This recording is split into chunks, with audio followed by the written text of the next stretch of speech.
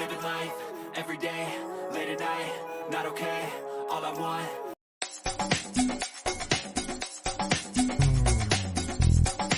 Showbiz Kachika TV.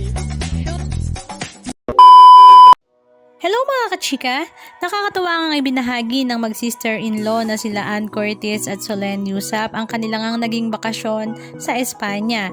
Siyempre kasama nga nila sa biyaheng ito ang kanilang bullied husband na sila Erwan Yusap at Nico Bolsico. At naroroon din siyempre ang kanilang mga napaka-cute na mga babies na sila Dahlia, Tilly Balls at si Baby Maylie. After nga ng kaliwat ka ng shooting ni Ann Curtis sa kanyang teleserye at pelikula ay talaga namang tuwang-tuwa siya dahil finally ay nakapagbakasyon na nga siyang muli at syempre sa bakasyon nga na ito ay kasama nga niya ang kanyang pinakamamahal na baby Dahlia at ang asawa na si Erwan Yusap.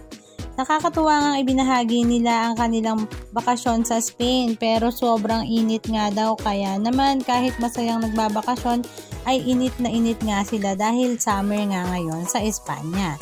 Halika at panoorin natin ang ilan sa mga video clips ganap na kanilang ibinahagi sa kanilang mga social media accounts.